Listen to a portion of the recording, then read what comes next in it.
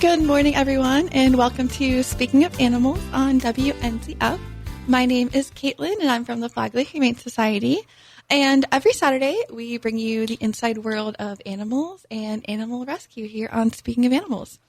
We talk about adoptable pets and upcoming events, and we also have a lot of passionate people on that make it all happen. So speaking of passionate people, I'm joined today by someone who does a little bit of everything at our shelter. He's an amazing maintenance man and an all-around fixer of basically everything. We have Jay Casino. Thank you for having me. It's a pleasure to be here. Yes, of course. Welcome to the show. Outstanding. So we are very glad to have you at our shelter and a part of our shelter family. You are a huge help in helping our shelter continue to run, but you also are a huge help with the animals at our shelter in a lot of different ways. And I just wanted to shine light on all the many different things that you do help at our shelter, because it's not just maintenance or building maintenance. You're also a huge animal lover, and you help get our animals adopted and get them cared for as well, which is a really huge part of it. Thank you. I appreciate that. Yeah, of course.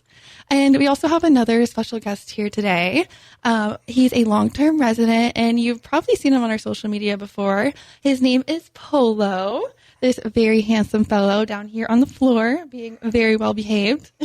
Oh, yeah. He has his little bow tie on today, if you're watching on video, and he looks very handsome.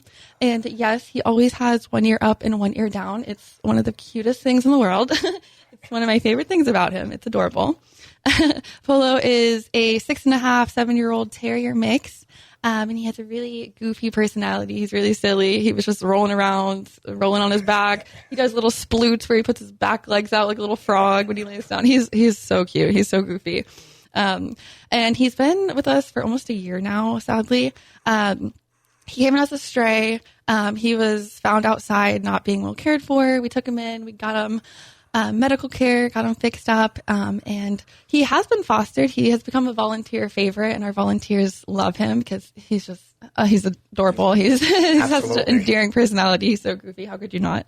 So some of our volunteers have actually taken him home to foster for a little bit, and they've learned that he is good with cats and he's good with kids. But we have learned that he would probably do best as the only dog in the household. But I mean, he's so loving. I mean, you don't really need much more than that. Exactly. He'll give you all the love you need. He also has a really cute trait that I just have to mention, that when he's in his kennel and you come up to him, he does these cute little tippy taps with his paws, like a little cute little dance, because he's just so happy and he can't contain his happiness. It's really cute, and all the volunteers always mention how cute it is. So if you'd like to come visit him at the shelter, see his adorable smile, his little tippy taps, little ears, he'd love to visit you, and he'd love to find his perfect family very soon. He's been waiting way too long. So if you'd like to come by the shelter, please do.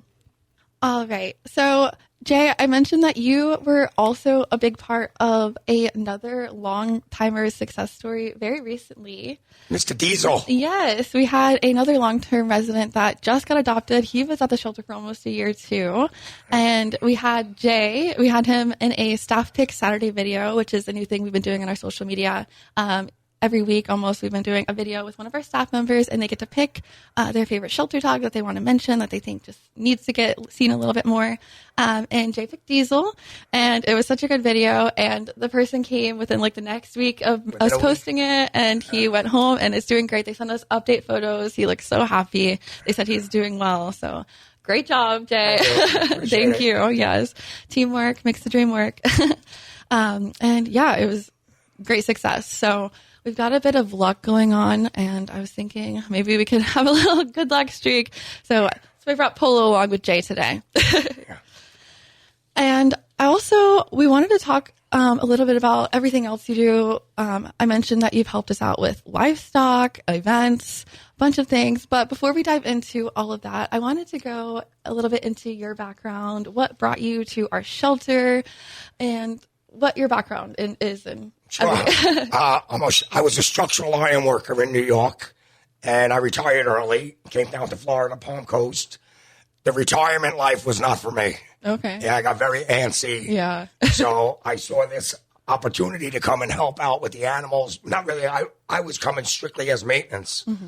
But once you get taken in by the family at the Flagler Humane Society, you kind of just do everything. You're just always trying to help out someone somehow. And it's been a blessing coming here. It's one of the most rewarding things I've ever done in my life. The maintenance part is great, just trying to keep the building running and stuff, fixing things. Mm-hmm. But the opportunity to interact with the dogs, the cats, and the livestock, that just is like icing on the cake. So I'm very appreciative of the opportunity. Of course. And we love having you. And you've also been a little bit of, I don't want to say victim to the shelter life of taking in a few a few animals from working at the shelter. We call Jay our senior citizen, little senior citizen nursing home. Do you want to tell them a little bit about that story? Yes, I am a foster fail 9 times. Oh my goodness. I didn't know it was that many.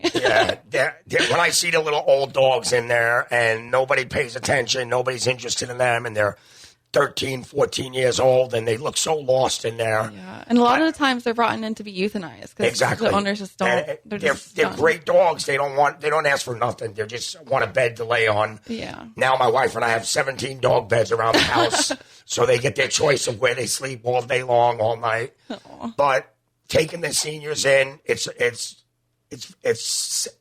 ends sadly a lot of times because they are very old. Yeah.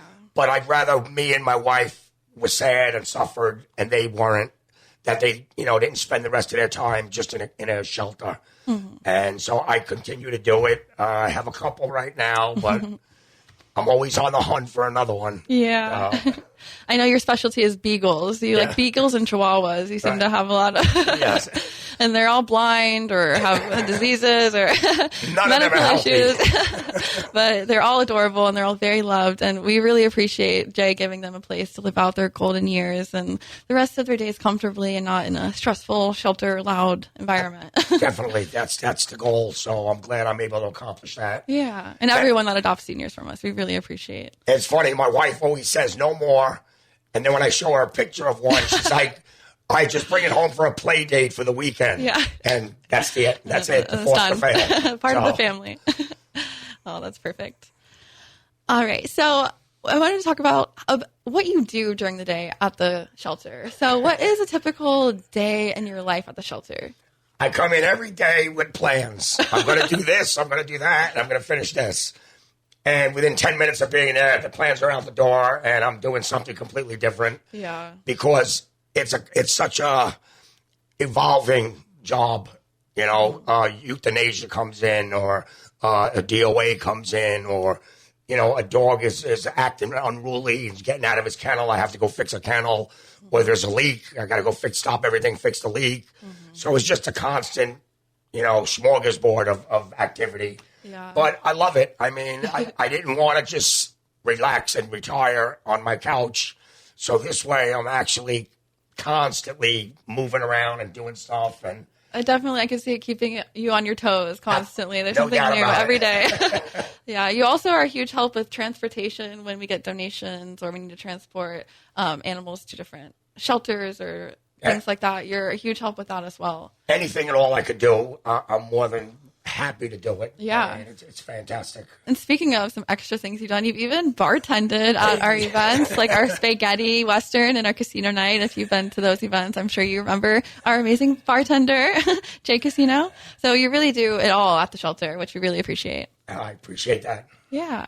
So coming up next, we will talk about the 2 pigs that were adopted after almost a year, plus our summer camp that's coming up and a teen finance workshop. So don't go anywhere.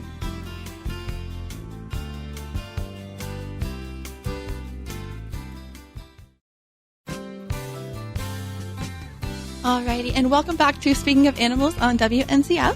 And I'm here with Jay Casino, our Flagler Humane Society maintenance man.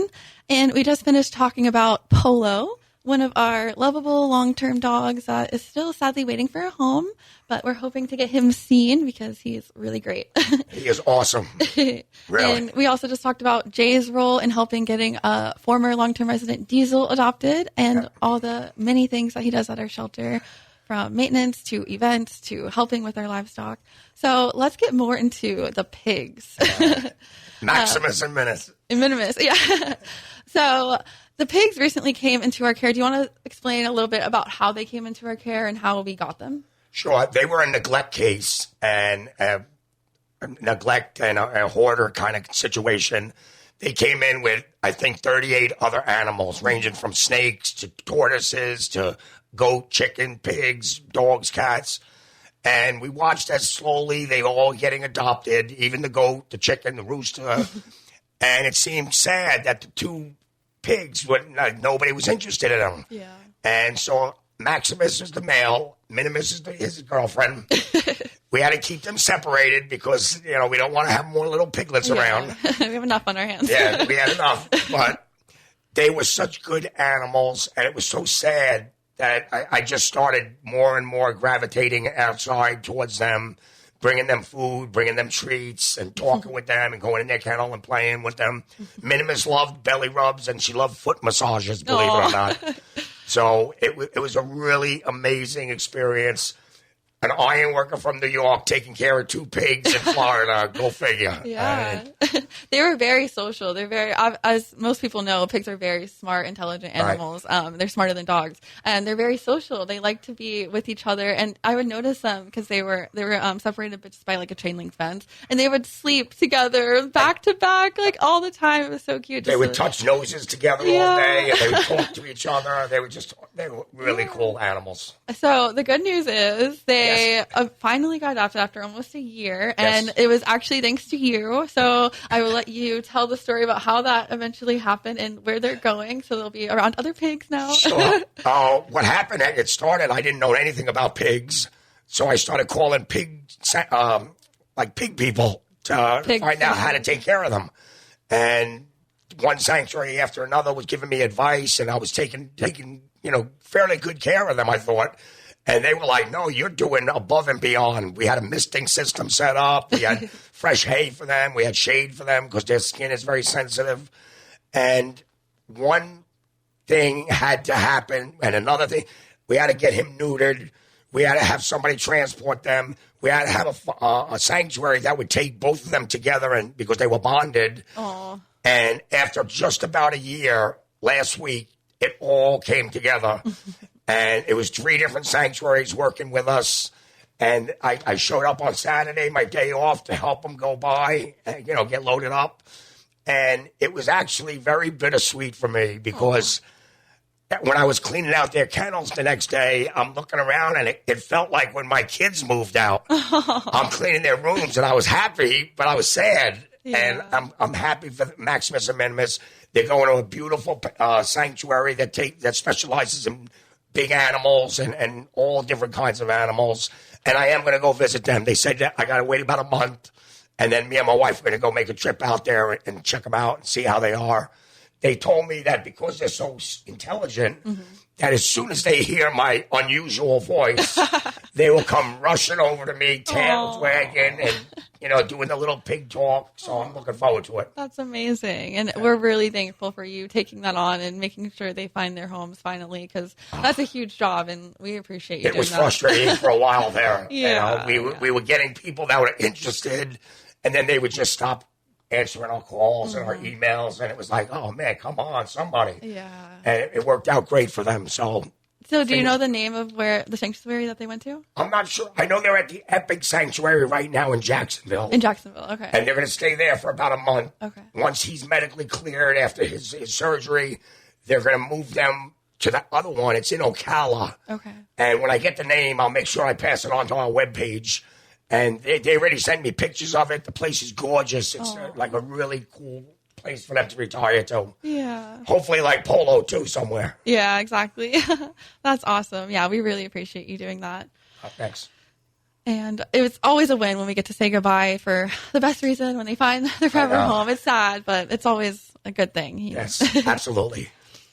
So to segue a little bit, speaking of special experiences, especially with our livestock friends, because we love all our animals here at the shelter, we're going to talk a little bit about Camp Paw Print, which is our annual summer camp. You might have seen it previous years. It's a really fun experience for kids from grades 3rd through 8th grade, and it's for students going into those grades this upcoming fall. And it's an opportunity to connect with our shelter animals as well as livestock animals. We take a field trip to the Florida Agriculture Museum, which they have a bunch of fun animals that are super friendly: horses, cows, pigs, goats. And then we also have all the animals at our shelter. Absolutely. What kind of cool animals do we have right now? Can you think of any?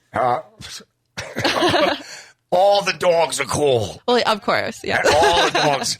And we got, I don't know, over 40 kittens, like little tiny kittens that are just there. You just watch them for 5 minutes and laugh nonstop. Yes, it's kitten season. We also have baby mice right now. Oh, yeah. They're the tiniest, cutest things ever. I didn't think mice could be so cute. They're so tiny. And they're the size of an eraser. Yeah, and they're spotted. They have little spots. They're like little Dalmatians. They're so cute. They're so cute. We also have bunnies. Guinea pigs. And guinea pigs. Yeah, we have all kinds of animals all the time, and they're always coming in. So it's a really fun opportunity for students that are interested in animals and animal-loving kids. And it's pretty affordable. It's a whole week from 9 a.m. to 4 p.m. every day for the whole week. And if you sign up with a friend or a sibling, you get a discount for $25 off. And then we also offer late pickup until 6 p.m. for an extra $50 for the whole week. So if you have a future animal lover in your household or you know someone that does, registration is now open at flaglerbroadcasting.org, and you can check it out. Alrighty, and make sure to stick around because we also have some things coming up for our teens, and we're going to talk some pet safety tips on how to keep your furry friends safe during the hottest part of the year.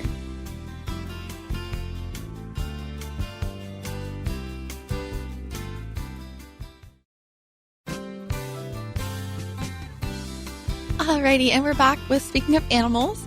And before we left, I just wanted to mention that we also have something coming up for our teens. We have our Teen Finance Lab, and it's this upcoming Wednesday, July 9th at 2 p.m. at our shelter.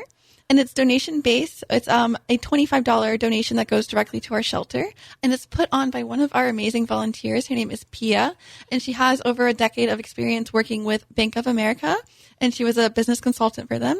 So she wants to help teens in grades 11th and 12th grade prepare for financial life and financial literacy. So she's going to talk a little bit about opening a savings account, how to not have overdraft fees, and really important things for students that are going into the workforce or getting summer jobs for the first time. So it's a really great opportunity to get knowledge and also support the shelter. It's a win-win. You can register on our events page at flaglerbroadcasting.org as well. And if you're interested in volunteering at our shelter, there's lots of resources where you can volunteer, many different opportunities and areas. Just like Pia, she does dog walking, but she also helps in any other way she can. Just like Jay, there's so many ways. You'll always find a way to help out. Absolutely. And before we go, I did just want to mention some summer safety tips for keeping your pets safe in the hot heat, especially here in Florida where there's heat and humidity, which can be dangerous for our furry friends. So, of course, never keep your pet in a hot car. We know that temperatures can reach well over 100 degrees in just a couple minutes, and of course that can be deadly, even with the windows cracked. So don't leave your dogs in a parked car without the AC on for too long at all. Basically never, hopefully. Another big hazard is hot pavement. If you can't hold your hand on the back of the ground or the pavement for 5 seconds without feeling pain, then it's too painful for your dog's paws as well. I would suggest avoid walking your dogs outside between the hottest times of the day, which is between 10 a.m. to 4 p.m.